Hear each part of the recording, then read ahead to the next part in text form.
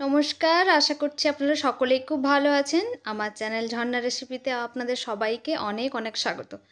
আপনারা এত ভালোবাসা দিচ্ছেন আমার প্রতিটি ভিডিওতে, দেখে খুবই ভালো লাগছে। আশা করব এভাবেই আপনারা আমার পাশে থাকবেন। তাই আজকে আবারও আপনাদের সাথে শেয়ার করতে এসেছি আমি একটা রঙিন পাটিসাপটার রেসিপি। রেসিপিটা খুবই জনপ্রিয় আর খেতে খুবই দুর্দান্ত লাগে। শুধুমাত্র মেজারমেন্ট বা উপকরণগুলির পরিমাপ ঠিকঠাক নিলেই এই পিঠেগুলো একদম পারফেক্ট হবে। তো চলুন দেখে নিই কী কী নিয়েছি আমি। প্রথমে এখানে 1 কাপ সুজি আর 1 কাপ চিনিকে ভালো করে মিক্সচার গ্রাইন্ডারে মিহি করে গুঁড়ো করে নেব। চলুন একদম ফাইন পাউডার বানিয়ে নিয়েছি। এবারে ব্যাটার বানানোর পালা। তার জন্য দিয়ে দিয়েছি পুরো 1 কাপ ময়দা আর দিয়েছি 1 কাপ চালের গুঁড়ো, এটা সেদ্ধ চালের গুঁড়ো। এবারে যে মিশ্রণটা বানিয়েছিলাম সুজি আর চিনির, ওটা এখানে দিয়ে দিলাম। তারপর এখানে যোগ করে দিচ্ছি স্বাদ মতো লবণ। এবারে লবণ দিয়ে সব কিছু মিশ্রণটাকে একসাথে খুব ভালো করে মিশিয়ে নেব। আর বন্ধুরা, যদি রেসিপিটি ভালো লাগে অবশ্যই কিন্তু ভিডিওর শেষে লাইক করে দেবেন। আরও যদি আপনাদের কোনো রিকোয়েস্ট থাকে আমার কাছ থেকে কোনো রেসিপি দেখার, তো সেটা অবশ্যই কমেন্ট করে জানাবেন। আমি অবশ্যই চেষ্টা করব সেটা করে দেখানোর। যে মিশ্রণটা নিয়েছিলাম বা উপকরণটা নিয়েছিলাম, তার জন্য আমার এখানে পুরোপুরি 2 গ্লাস দুধ এখানে লেগেছিল। তো আপনারা যেরমভাবে উপকরণটা কাপের মেজারমেন্টে নেবেন সেভাবেই কিন্তু দুধের পরিমাণটাও রাখতে হবে। তারপর একটা চামচের সাহায্যে দেখুন এভাবে খুব ভালো করে মিশিয়ে নিলাম প্রথমে। তারপরে এটাকে হ্যান্ড ব্লেন্ডার দিয়ে খুব ভালো করে মিক্স করে নেব, যতক্ষণে এটা একবারে স্মুথ ব্যাটার একটা তৈরি হয়ে যাচ্ছে। একটু ঘন রয়েছে ব্যাটারটা, তার জন্য এইবারে পুরোপুরি দুধটা 2 গ্লাসের দিয়ে দিলাম। তারপর এটাকে খুব ভালো করে মিশিয়ে নিয়ে এই দেখুন একটা ঘন ব্যাটার আমি তৈরি করে নিয়েছি। দেখে বুঝতে পারবেন, আমি একটা হাতাতে তুলে দেখাচ্ছি যে ব্যাটারটা কতটা ঘনত্ব হয়েছে।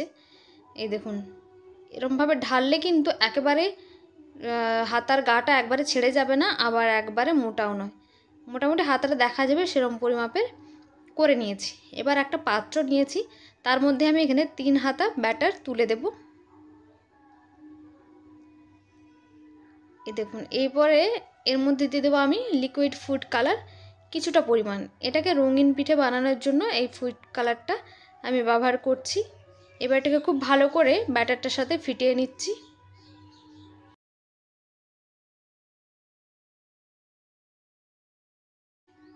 খুব ভালো করে মেশানো হয়ে গেছে। এবার এই দুটো ব্যাটারকে একসাথে ঢেকে রেখে দেবো যতক্ষণ না পর্যন্ত আমার পুরটা রেডি হচ্ছে। তো পুর রেডি করার জন্য নিয়ে নিয়েছি কড়াইয়ের মধ্যে কোরানো নারকেল।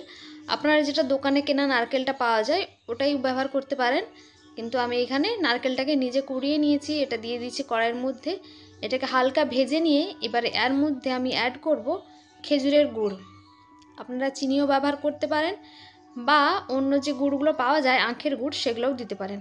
তবে মনে রাখবেন যেন এই পুরটা একটু আঠালো আঠালো ভাব হয়, তার জন্য চিনি আর গুড়ের পরিমাণটা আপনারা সমান করে দেবেন। প্রথমে আমি গুড়টা দিয়ে খুব ভালো করে মিশিয়ে এটাকে ভেজে নেব কিছুক্ষণ। আর এটার জন্য খুব ভালো একটা ফ্লেভার আনার জন্য এর মধ্যে দিয়ে দিয়েছি এলাচের পাউডার। আপনাদের কাছে পাউডারটা না থাকলে গোটা এলাচকে ছিঁড়ে এর মধ্যে দিয়ে দিবেন, তাতে ফ্লেভারটা খুব ভালো আসে।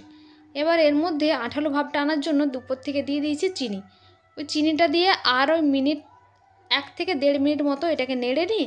এবার ঠান্ডা করার জন্য এটা রেখে দেবো, তাহলেই দেখবেন খুব সুন্দর একটা আঠালো ভাব, মানে যেমনটা নাড়ু তৈরি করার জন্য করি সেই ভাবটা এসে যাবে। পুরটা কিন্তু একবারে রেডি। এবারে যে কালারিং ব্যাটারটা বানিয়েছিলাম সেটার এরকম একটা প্লাস্টিকে ভরে কোনটা একটুখানি ছিঁড়ে নেব। তারপর যে প্যানটাতে বানাবো সেটার মধ্যে খুব ভালো করে অয়েল ব্রাশ করে নেব। তারপরে যে কালারিং ব্যাটারটা নিয়েছিলাম সেটার এভাবে ঘুরিয়ে ঘুরিয়ে একটা ডিজাইন বানিয়ে নেব।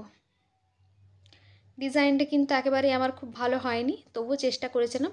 আপনারা আপনাদের পছন্দ মতো একটা ডিজাইন দিয়ে দেবেন। এবার যখন এর উপরটা শুকিয়ে যাবে এভাবে এর মধ্যে 1 হাতা ব্যাটার এভাবে দিয়ে যেরমটা ডোসা করি সেরমভাবেই চারিদিকটা ছড়িয়ে নেব।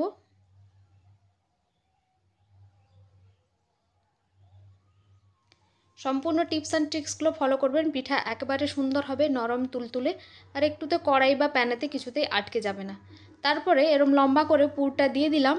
এবারে খুন্তি বা হাতার সাহায্যে আস্তে আস্তে করে উল্টে পাল্টেটাকে ভাঁজ করে নেব।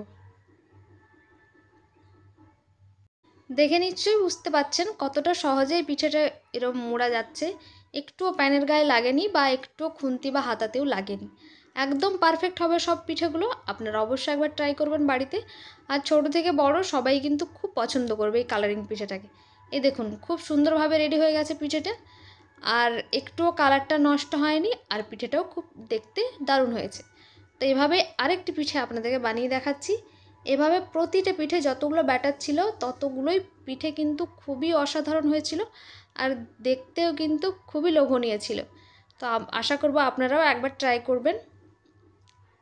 এই দেখুন কালারওয়ালা এটা দেওয়ার পর তারপর যখন ওটা শুকিয়ে গিয়েছিল, তারপরে আবারও 1 হাতা ব্যাটার আমি এর মধ্যে দিয়ে দিয়েছি। তারপরে খুব ভালো করে চাড়িয়ে নিলাম।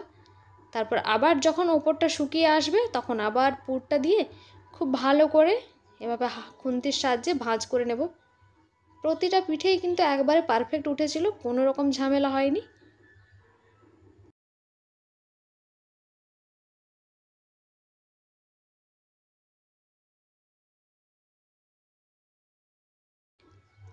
আরেকটা কথা, যখনই সাদা কালারের ব্যাটারটা আপনি তুলবেন তখন কিন্তু অবশ্যই এটা হাতার সাহায্যে গুলিয়ে তার পরেই প্যানের উপরে দেবেন, তাহলে কিন্তু পিঠেগুলো একদমই লাগবে না। অনেকের ক্ষেত্রে কি হয়, প্যানে আটকে যায় পিঠেটা।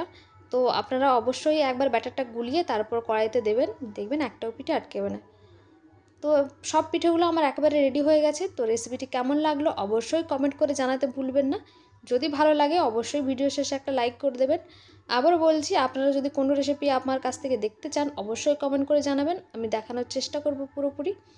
তো দেখা হবে পরের একটি ভিডিওতে। ততক্ষণ পর্যন্ত সবাই ভালো থাকবেন, সুস্থ থাকবেন আর সকলের খেয়াল রাখবেন।